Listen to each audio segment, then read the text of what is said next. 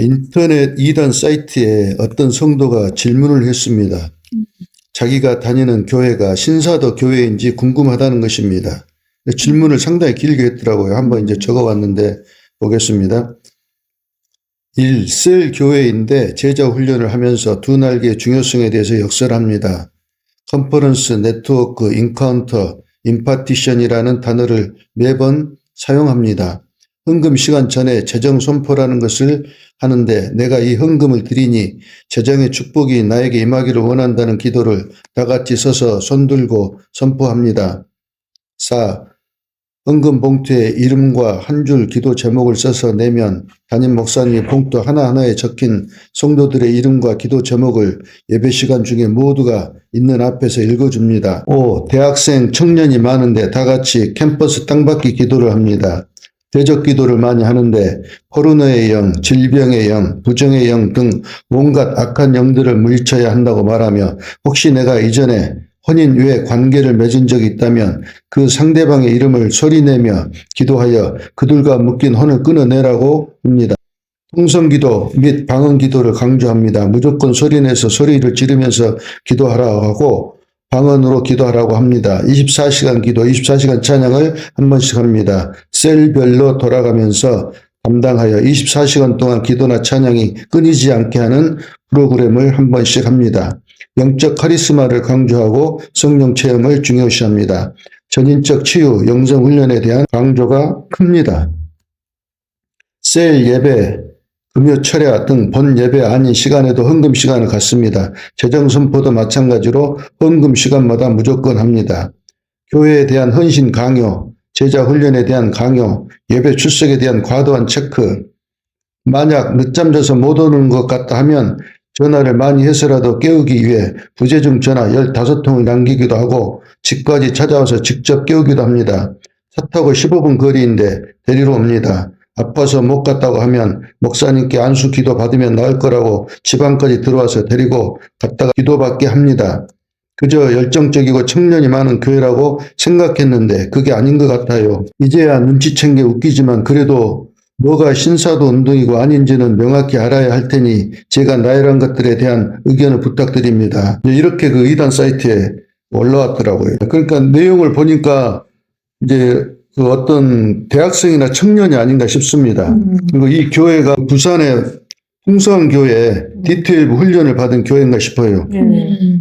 우리도 옛날에 20년 전에 이 두 날개 교육을 받았습니다.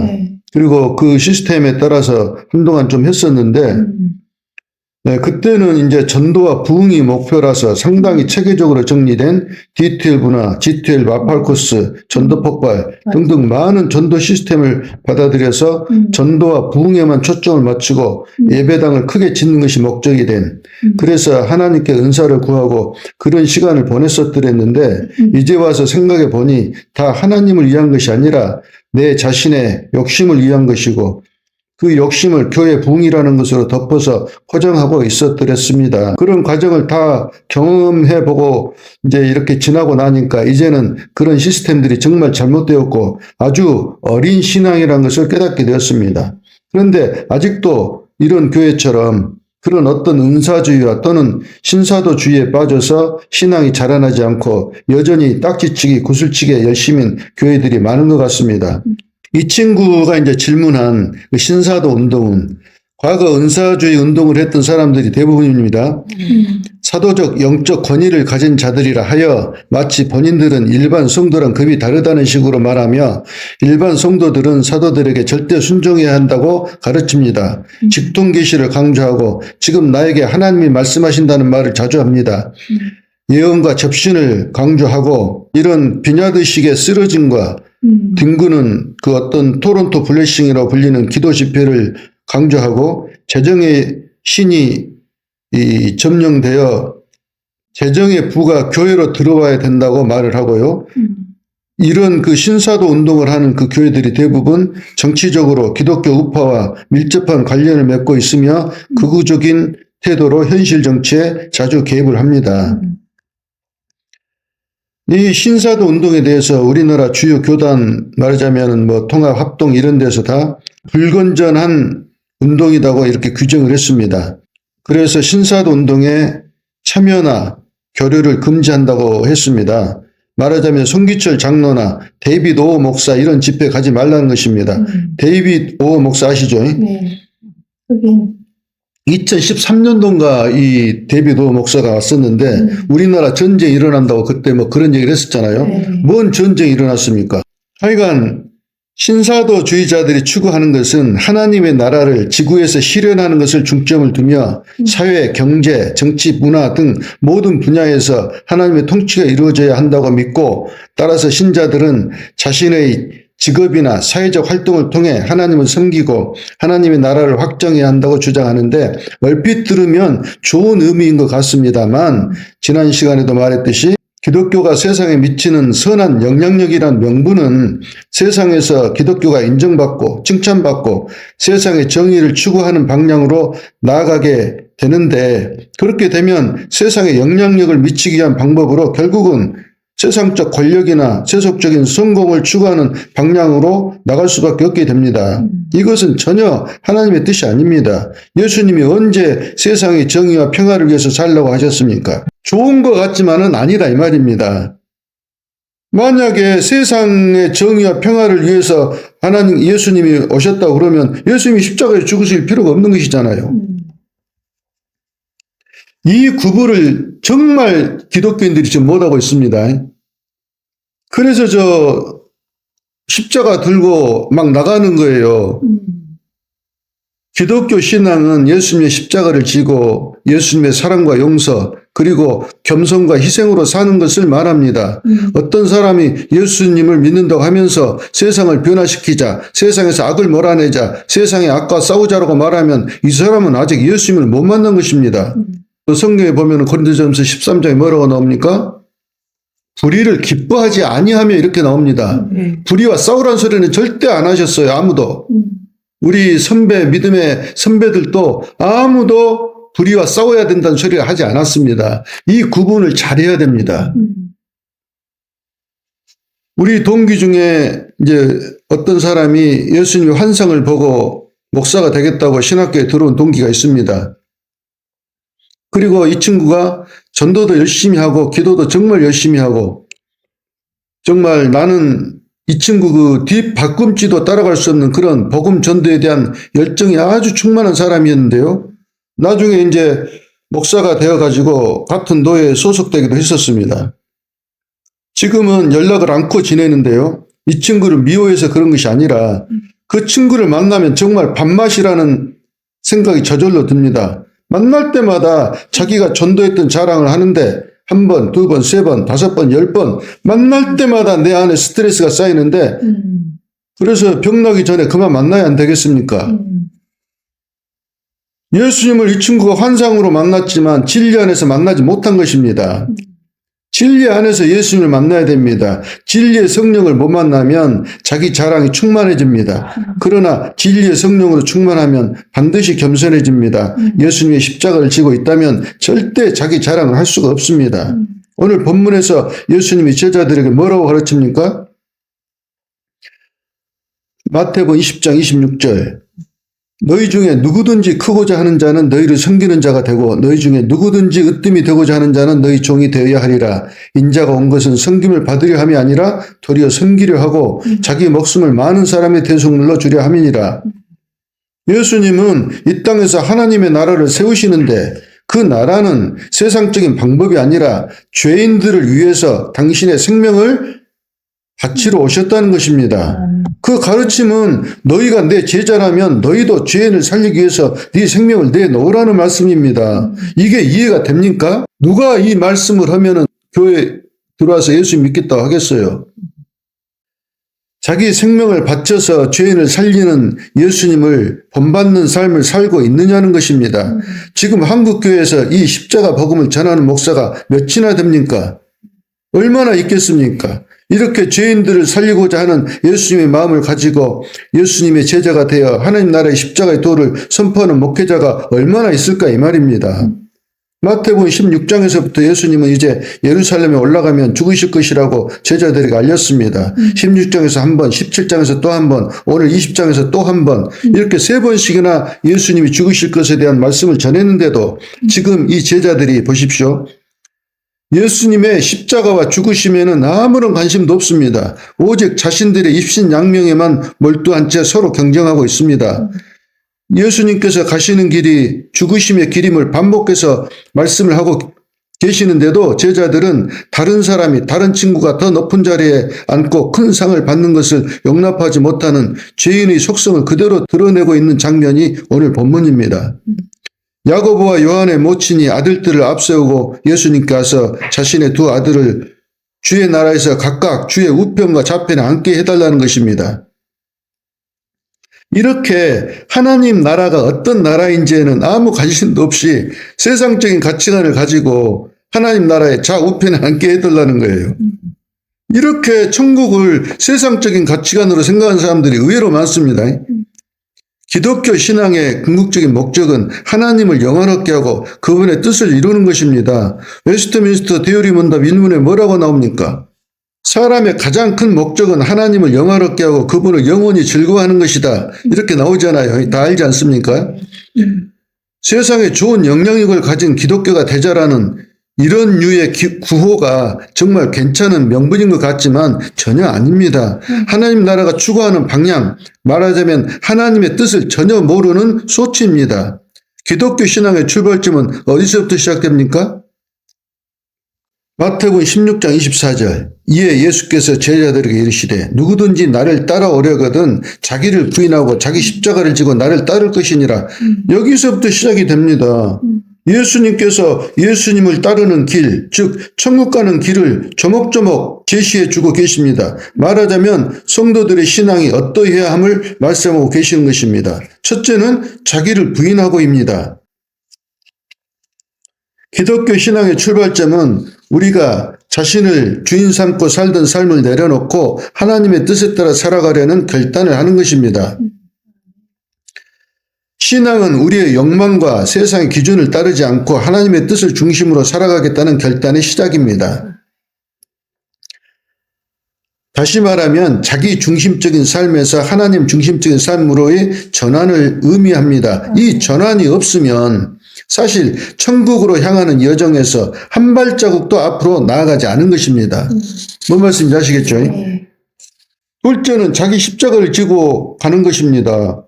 십자가는 고난과 희생의 상징입니다. 예수님이 십자가에서 고난을 당하셨듯이 그를 따르는 우리도 고난과 희생을 기꺼이 받아들여야 합니다. 빌립보서 3장 10절. 내가 그리스도를 알고 그 부활의 권능과 그 고난에 참여함을 알고 그의 죽으심을 본받아. 이렇게 사도 바울은 예수님의 십자가를 지고 그 길을 갔습니다. 부활의 권능은 성령을 통해 우리 안에서 역사하며 죽음과 죄를 이긴 능력이며 그 능력이 우리에게도 주어졌습니다. 그리스도인은 그 고난에 참여하는 삶을 살아야 합니다. 예수님은 죄 없이 고난을 당하셨고 우리는 그 고난에 동참함으로써 그리스도와 연합하게 됩니다. 말하자면 고난은 단지 고통이 아닙니다. 고난을 통해 우리는 예수님의 성품과 사랑을 더 깊이 이해하고 그분과의 연합을 경험합니다. 또한 고난 속에서 하나님의 뜻을 알고 순종하는 삶을 배웁니다. 그래서 사도 베드로도 베드로전서 4장 13절 너희가 그리스도의 고난에 참여하는 것으로 즐거워하라. 이는 그의 영광을 나타내실 때 너희로 즐거워하고 기뻐하게 하려 함이라. 14절 너희가 그리스도의 이름으로 치욕을 당하면 복이 있는 자로다. 영광의 영 곧 하나님의 영이 너희 위에 계심이라. 이처럼 성도들의 삶은 예수님의 죽음을 본받는 삶입니다. 단순히 육체적인 죽음이 아니라 우리의 욕망과 자아를 내려놓고 하나님의 뜻을 따르는 삶입니다. 이것이 하나님의 사랑을 세상에 드러내는 방법입니다. 선한 영향력이 아니라니까요. 하나님의 사랑은 죽음을 초월한 사랑입니다. 그 사랑을 본받아 성도들은 일상에서 자신을 낮추고 이웃을 섬기며 우리에게 모범을 보이신 예수님처럼 사랑을 실천하는 삶을 살아가는 것이 진짜 영성입니다. 예언을 말하고 성령의 은사가 나타나고 사도적 권위를 가졌다고 말하는 이런 사람들은 이 십자가의 도를 모르는 사이비 크리스찬일 확률이 아주 높습니다. 오늘 본문에 예수님이 제자들에게 뭐라고 말씀하셨다고요? 마태복음 20장 26절. 너희 중에 누구든지 크고자 하는 자는 너희를 섬기는 자가 되고 너희 중에 누구든지 으뜸이 되고자 하는 자는 너희 종이 되어야 하리라. 그러므로 성도들이 진짜 참 목사인지 거짓 목사인지를 분별할 때 가장 쉬운 방법은 목사가 사도 바울처럼 예수님의 부활의 권능과 고난을 통해 예수님과 연합된 삶을 사는 그런 자세를 가지고 있는지 없는지를 살펴보면 됩니다. 로마서 6장 3절. 우리가 그의 죽으심과 합하여 세례를 받음으로 그와 연합한 자가 되었으니, 예수님과 연합한 자가 되었다 이 소리는 예수님을 만났다는 것입니다. 이 예수님이 만나줘야 됩니다. 그리스도와 연합되지 않으면 우리가 부활을 못해요. 이는 그리스도를 죽은 자 가운데서 살리신 영광의 아버지께서 그를 죽은 자 가운데서 살리신 것 같이 우리도 또한 새 생명 가운데서 행하게 하려 함이니라. 예수님과 연합된 사람, 말하자면 성령으로 거듭난 사람만 이 새 생명이 있는 것입니다. 새 생명으로 행하는 성도들의 덕목에 대해 신학자 어거스틴은 첫째도 겸손, 둘째도 겸손, 셋째도 겸손이라고 하였습니다. 또한 겸손은 자신을 낮추는 것이 아니라 하나님을 높이는 자세라고 하였습니다. 그러므로 겸손은 하나님 아버지의 뜻을 이루기 위해 자기를 비우시고 십자가에 자기를 버리신 예수님을 본받는 것이 곧 겸손임을 알게 됩니다. 십자가에서 죽으신 예수님과 연합하여 죽어버린 참 목사라면 절대로 자기를 과시하거나 자기를 자랑하거나 높일 수가 없는 것입니다. 뭔 말씀이 아시겠죠? 참 목사는 자기를 절대 자랑하지 않는다니까요. 이 목사가 예수님과 연합되어서 십자가에 죽고 정말 나를 나타내지 않고 예수님만 드러내려고 하는 이러한 마음이, 이러한 자세가 되어져 있는가, 되어져 있지 않는가. 목사가 설교를 하는데 계속 목사 얼굴만 드러나는가, 예수님의 얼굴이 드러나는가, 이겁니다. 보십시오. 우리가 이 세대에 정말 분별을 잘해야 합니다. 주위에 보이는 목사들이 자기를 낮추는 겸손함이 있습니까? 물론 하나님은 중심을 보시니까 겉으로는 겸손해도 중심은 바리새인처럼 교만으로 꽉 차 있을 수도 있습니다. 그러나 만약 어떤 목사가 자기를 낮추기는커녕 의식적으로 자기를 과시하고 반복해서 자기를 자랑하거나 높이는 그런 행동을 일삼고 자기 편이 아니라 하여 악의적인 흥담을 하고 죄인이라 비난을 한다면 이 사람은 100% 예수님의 은혜를 말아먹는 사람인 것입니다. 정광훈이 그 거짓 목사의 표본입니다. 아니 어떻게 목사가 되어가지고 아니 설교 중에 그 돈 버는 그런 것들을 말하고 그러느냐 이 말이에요. 예수님의 십자가를 졌다면 절대 교회를 분열시키려는 이러한 일을 할 수가 없어요. 그 외에도 객관적으로 목사들을 살펴보십시오. 사도 바울처럼 십자가에 예수님과 함께 죽은 사람인지 아닌지 보란 말입니다. 목사가 하나님을 경외하는 마음이 없다면 그 속에 전혀 새 생명이 없다는 뜻입니다. 우리가 두려워해야 할 분은 오직 한 분 하나님밖에 없는데 하나님을 두려워하는 자세가 있다면, 하나님 앞에 겸손한 자세가 있다면 하나님 너 까불지 마 이런 소리 할 수 있겠어요? 그런데도 정광훈 쪽에 붙어있는 목사들이 뭐냐 이 말이에요. 도대체 알 수가 없어. 세상을 십자가에 못 박은 목사들은 그 삶의 자세가 어떻다고 했습니까? 기독교는 오직 예수님입니다. 말하자면 예수님을 나의 왕으로, 나의 주인으로 섬기는 일에 내 모든 인생과 운명을 손해봐도 좋다는, 나는 예수님과 내 인생의 모든 것을 바꾸겠다는 이 십자가 정신이 없다면 아직 예수님을 제대로 못 만난 것입니다. 아직 예수님이 누구신지 모른다 이 말입니다. 사도 바울이 뭐라고 말씀하셨습니까? 빌립보 3장 7절 쉬운 성경으로 보겠습니다. 그때는 이 모든 것이 내게 너무나 소중하고 가치 있는 것들이었습니다. 뭔거니 이제 그 예수님을 만나기 전입니다. 율법과 도덕, 자기의, 그리고 세상의 정의 실현 등등 그런 것들이 너무나 소중하고 가치 있다고 생각을 했었어요. 그러나 예수 그리스도를 만난 이후 그 모든 것이 아무 쓸모없는 것임을 알았습니다.